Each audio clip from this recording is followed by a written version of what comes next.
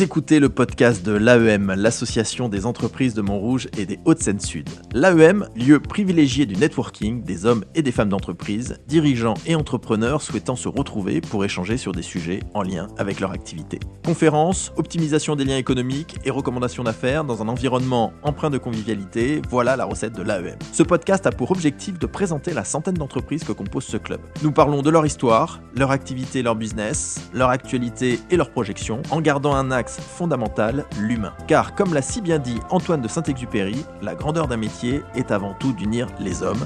Il n'est qu'un luxe véritable et c'est celui des relations humaines.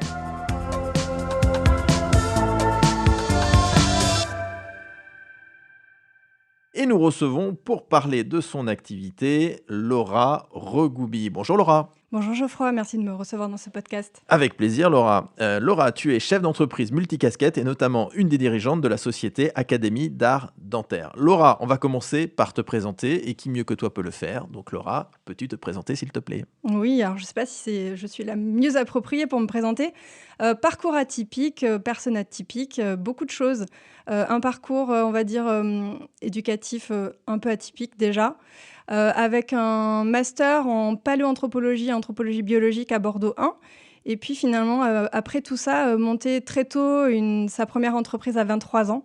Puis refaire un master 2 du coup, mais cette fois en business. En fait, tu as commencé par une passion, tu es allé dans le monde de l'entreprise et pour valider le monde de l'entreprise, tu t'es dit je vais faire finalement un Master 2 en communication qui correspond plus à ce que je fais au quotidien. Exactement, mais finalement je me suis découvert une autre passion, l'entrepreneuriat. Qui va un petit peu avec l'univers anthropologique. L'entrepreneuriat, c'est l'étude de l'humain quelque part. Quelque part. L'humain soi-même et l'humain de l'autre. Exactement, et la société et comment tout ça fonctionne, oui.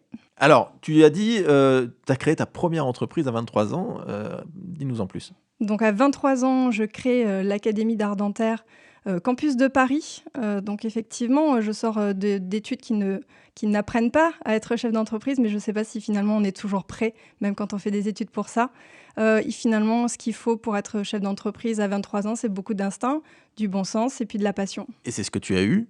Oui. Puisque tu as eu le succès aujourd'hui d'avoir créé ce campus de Paris, mais tu t'es pas arrêté là. Ça, c'était en 2007, si j'ai bien fait mon travail. C'est ça. Et alors, en 2011, qu'est-ce que tu fais ? En 2011, on crée le campus de Aix-en-Provence. Donc, deuxième campus de l'Académie d'art dentaire. Exactement. Et ça va encore plus loin, puisqu'en 2015... On rachète une école à Lyon et on en fait notre 4e campus. Donc aujourd'hui, l'Académie d'art dentaire, c'est 4 campus. C'est 4 campus, plus un campus qui est dans le cloud, un e-campus. Un campus numérique. Exactement. Donc c'est Paris, Bordeaux, Aix, Lyon et le campus, le e-campus, le campus numérique.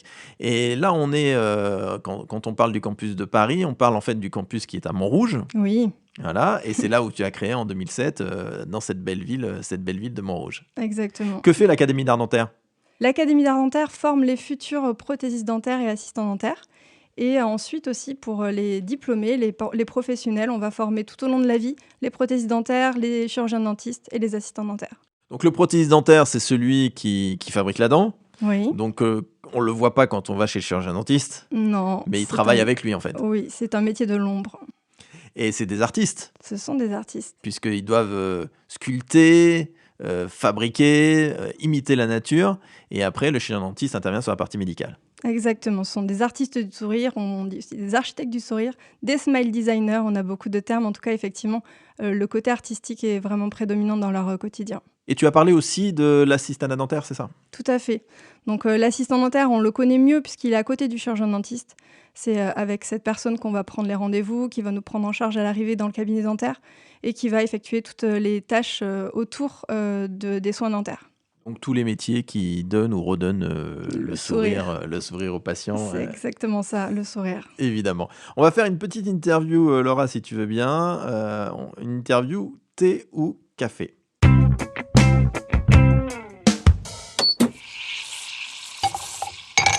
Alors, tu vas tout simplement répondre sur une alternative qu'on va te donner sans réfléchir, juste comme ça du tac au tac, pour qu'on apprenne à mieux te connaître. Alors, tu es prête ? Oui. On y va. Chien ou chat ? Chat. Mer ou montagne ? Mer.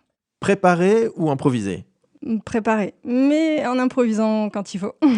Danse classique ou boxe anglaise ? Boxe anglaise. Oula, ça a l'air d'être sûr et certain, ça. Oui. Mac ou Windows ? Windows. Lundi ou vendredi ?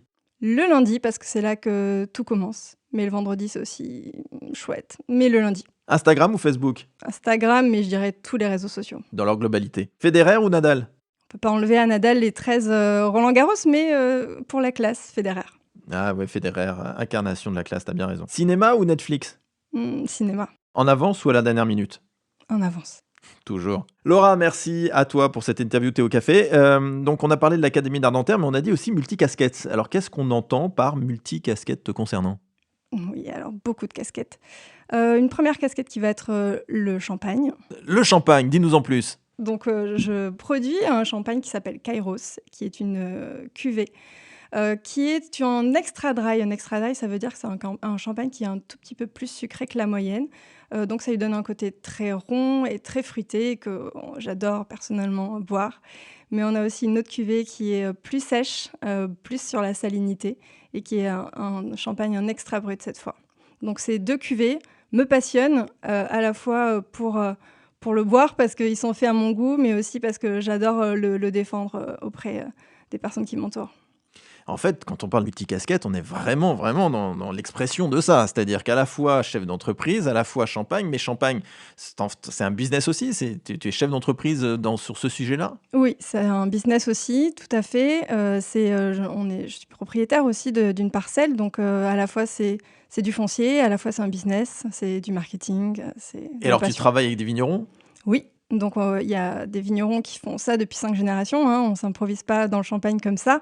Donc ça, c'est leur métier à eux. Et moi, mon métier, ça va être de défendre la qualité de leur production et de défendre leur savoir-faire. Excellent. Et donc, ce champagne, on peut le retrouver où?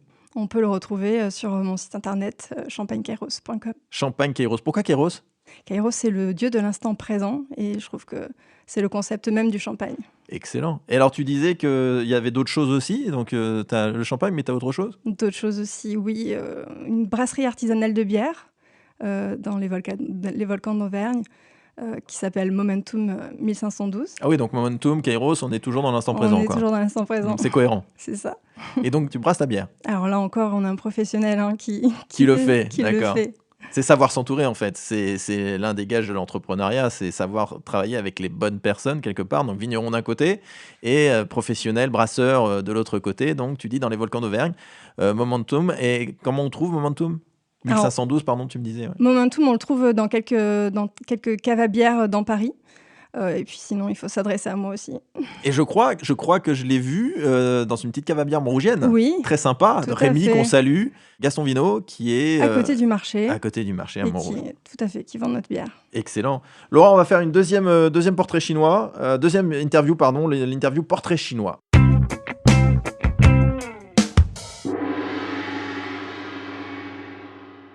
Laura, si tu étais un ou une artiste peintre? Alors, je serais Soy Milk, qui est une artiste coréenne actuelle, qui vit en Californie, et qui a un style réaliste, très, on va dire, charnel. Excellent. Comment tu dis? Soy Milk, c'est lait de soja, en fait. Noté. Si tu étais une ville? Je serais forcément Paris. Forcément Paris. Oui, La plus belle ville. la plus belle ville. Si tu étais un animal? Ah, si j'étais un animal, je serais une panthère. Oh, bien. Si tu étais un ou une star de cinéma? Je serais Sylvester Stallone. Pourquoi Sylvester Stallone? Parce que l'instinct de l'entrepreneuriat, c'est vraiment une personne inspirante pour son parcours et le fait que parfois tout vous tourne le dos et quand on continue d'y croire, on y arrive. Enfin, c'est Rocky, quoi. C'est ça. De 76 à 2023, Rocky toujours là. Success story. Incroyable. Si tu étais un sport?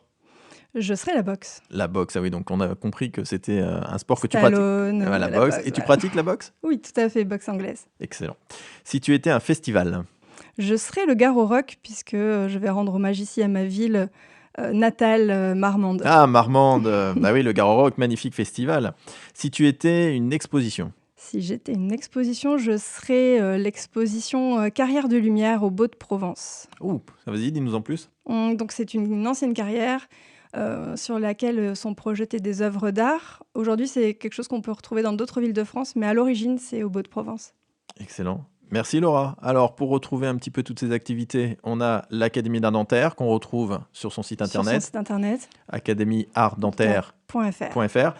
Sur les réseaux sociaux aussi, j'imagine? Bien sûr, tous les réseaux sociaux. Instagram, Facebook, Jusqu'à TikTok. LinkedIn, TikTok aussi. Oui. Formidable. Le champagne, donc Oui. tu nous l'as dit, champagnekairos.com. Exactement. Et puis sur les réseaux. Et puis la bière, on monte tout sur les réseaux. Ou qu'on peut trouver chez Gaston Vinot à Montrouge. Chez Gaston Vinot Voilà. à C'est Montrouge. encore plus simple. C'est parfait. Merci beaucoup, Laura. Merci Geoffroy. Nous espérons que cet épisode vous a plu. Retrouvez-nous sur votre plateforme de streaming préférée. Si vous avez aimé ce podcast, notez-le, 5 étoiles c'est mieux, et partagez-le. Si vous êtes une entreprise montrougienne ou des Hauts-de-Seine-Sud, visitez le site internet de l'AEM, www.entrepriseaupluriel-montrouge.net, ainsi que ses réseaux sociaux. À très vite pour le prochain épisode du podcast de l'AEM.